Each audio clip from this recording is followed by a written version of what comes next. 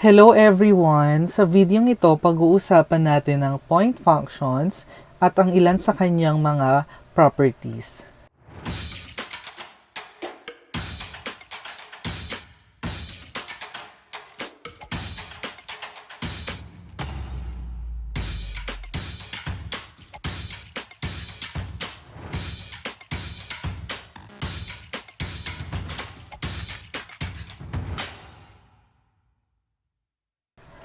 Pag sinabing point function, function lang siya at dinidenote natin siya by capital P.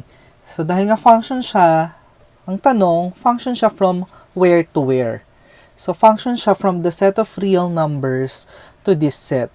So yung real numbers minamap niya sa mga elements nito. At ano ang elements nito? Ordered pairs x, y such that x squared plus y squared equal to 1. So, yung function natin, ang ginagawa niya, may real number ka, pasok mo sa function, maglalabas siya ng point x, y that satisfied this. At ito ba, hindi ba familiar itong x squared plus y squared equal to 1? X squared plus y squared equal to 1 is the equation of a circle with center at the origin and radius 1. So, ang tanong ngayon, paano minamap nung point function P si theta papunta dun sa xy? Okay, so the drawing tayo ng, let's say this is our unit circle. And ang center niya nasa origin, sabi natin kanina. So, these are the x and y axis. Kailangan ko ng space.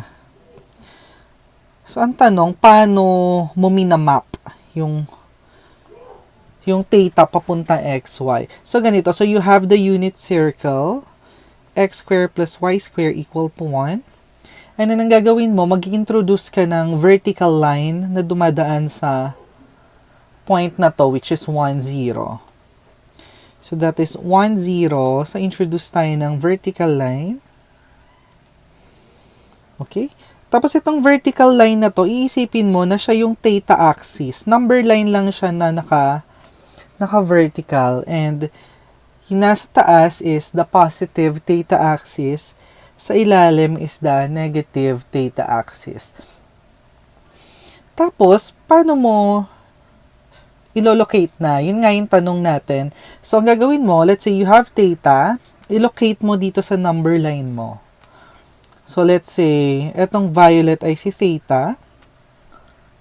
And then, ang gagawin mo, etong portion na to, ibabalot mo siya doon sa unit circle.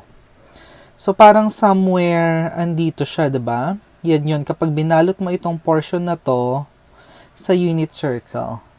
At yung endpoint, yun na yung tinatawag natin na P of theta.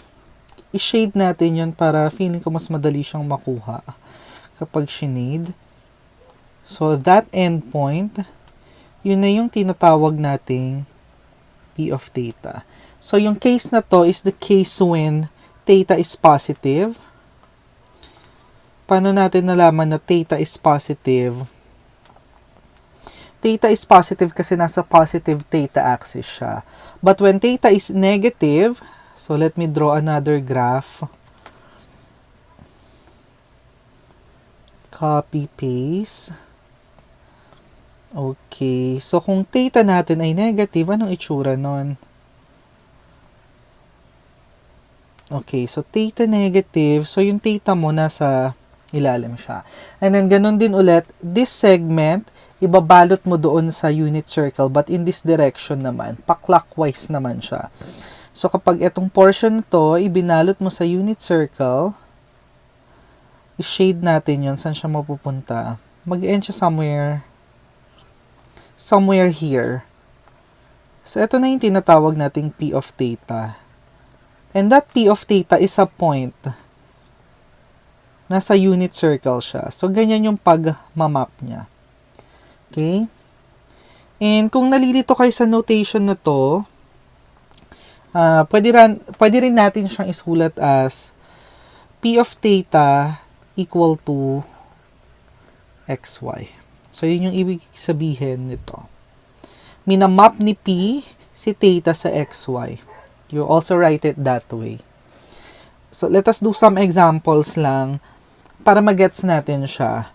At kailangan natin memoryahin tong mga examples na to. So, yung nauna, what is P of 0? Ito-drawing ko ulit yung ito kasi kailangan natin siya. So, ang sagot dito is a point. Ang tanong, what are the coordinates of that point? Ang paste natin. So, burahin natin mga hindi kailangan. Okay. So, ilolocate natin yung theta equal to 0. Nasaan ba si theta equal to 0? Ito yon. At anong point yon sa unit circle? 1, 0. Okay. What is P of pi over 2? Pi over 2 is a real number. Okay, so, saan mo ilolocate yung pi over 2? Dito sa ano? So, pi over 2 is somewhere here. So, itong portion na to, ibabalot mo siya sa unit circle. So, somewhere pa ganon. Ang tanong, saan siya mag-end? Dito ba? Dito. Okay. Which particular point sa unit circle? So, kailangan natin yung circumference ng unit circle. So, the circumference of the unit circle is 2 pi r, where r is the radius. Ang radius ng unit circle is 1. Therefore, the circumference of the unit circle is 2 pi. So, isang ikot na ganito, ang haba nun is 2 pi. And pi over 2 is 1/4 of 2 pi. So, yung length nito is 1/4 nung isang ikot ng unit circle. So, pag binalot mo ito sa unit circle, you will end up here. So, ito yung magiging P of pi over 2. And that point is 0, 1. Kasi 1 ang radius ng unit circle. So, memoryahin nyo na agad ito para hindi tayo mahirapan. Okay? What is P of pi? P of pi. So, ganun ulit. We have to locate. Nakagulat naman yun. Okay, locate natin yung pi doon sa ating theta axis. I think I need to extend my theta axis.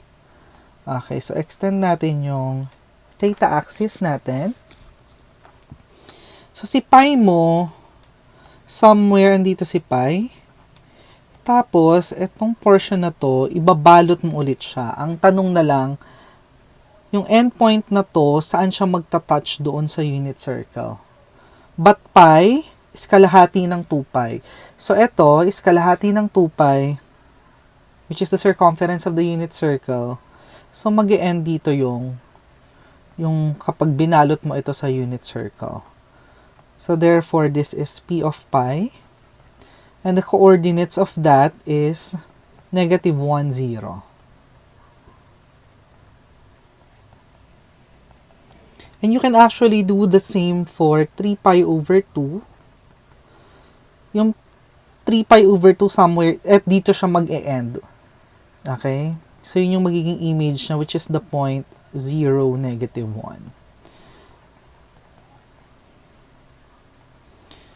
So, tandaan iyang mga nakabox. And let's have some remarks lang about this point function. So, yung domain ni P is the set of real numbers. Kahit anong real numbers, pwede mong ipasok sa P. And the range of P, nilalabas niya points, the set of xy, such that x square plus y square is equal to 1. So, yan yung mga points natin sa unit circle. Okay? Kopyahin ko lang or isulat ko ulit yung P. Yung P of theta is equal to xy. Right? Tapos yung paano kinukuha yung xy, nandun sa kakasabi ko lang kanina.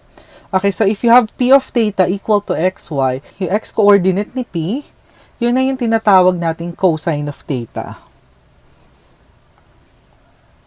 Sulat natin ng maayos. So, if P of theta is equal to xy, then, yung x mo, yun na yung tinatawag nating cosine of theta, and yung y coordinate is sine of theta.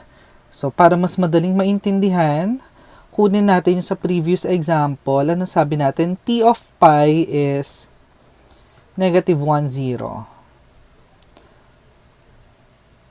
Ito siya. Okay, kinopya ko lang.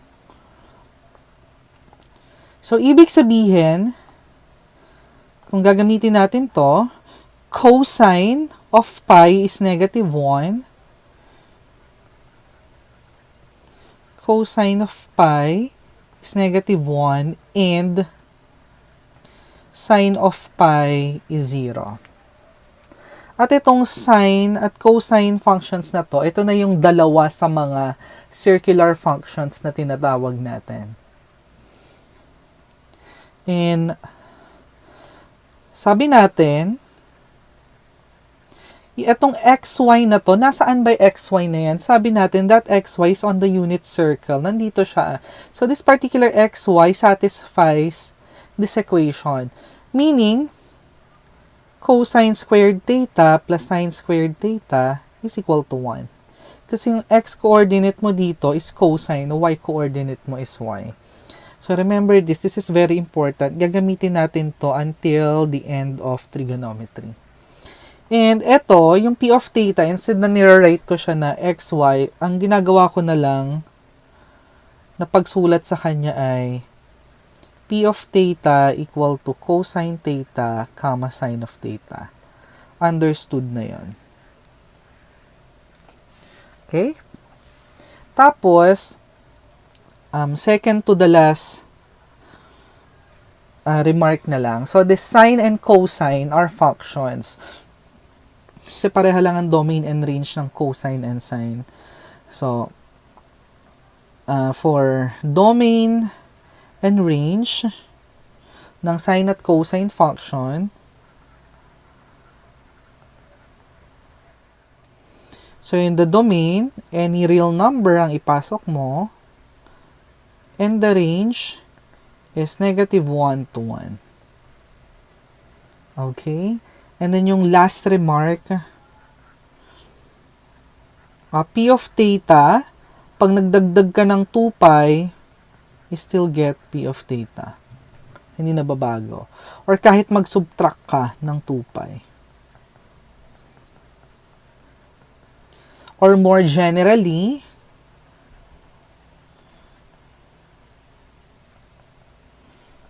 P of theta plus 2 pi times an integer is equal to P of theta. Ibig sabihin niya kahit magtanggal ka na magtanggal or magdagdag ng kahit ilang 2 pi na gusto mo, hindi mababago yung value. Z for integer. So example, sabi natin P of 0 is equal to 1, 0. So, pag nagdagdag ka ng 2 pi dito, which is P of 2 pi, you still get 1, 0. Kung mag-subtract ka naman ng 2 pi, which is P of negative 2 pi, you still get 1, 0. O, next example na to, P of 103 pi, pwede kang mag-pull out ng 102 pi plus pi. So, aalisin mo na to kasi this is the same as 2 pi times 51. Ang sabi natin, hindi nagmamatter kahit magtanggal ka ng magtanggal ng 2 pi. So, pwede mo alisin yan. So, this is the same as P of pi. And what is P of pi? Negative 1, 0. So, dahil nag-hold to sa point function value, mag-hold din yun for cosine at sine. So, cosine ng theta plus 2 pi k is cosine theta. Sine ng theta plus 2 pi k is equal to sine theta. And this is true for any k and z. So, ang sinasabi lang nito, magdagdag ka or magbawas ka ng 2 pi dito sa theta mo, hindi siya nagmamatter. Hindi maiiba yung value niya. And the reason for that is, kung babalikan nyo yung drawing natin, let's say this is p of theta. Pag nag-add ka ng 2 pi, that is the circumference of the unit circle. Babalik ka lang doon. Dagdag ka na naman ng 2 pi, babalik ka na naman. Dagdag ka na naman 2 pi, babalik ka. Pag nag-subtract ka naman, kabilang direction, clockwise. Babalik ka lang doon sa same point. Kaya hindi nagmamatter yung pagdadagdag or pagsusubtract ng 2 pi doon sa theta. And that ends our video lecture on the point of function and the sine and cosine function. Sa next video natin, gagawa naman tayo ng mga more examples pa. So, kita-kits tayo doon. Goodbye!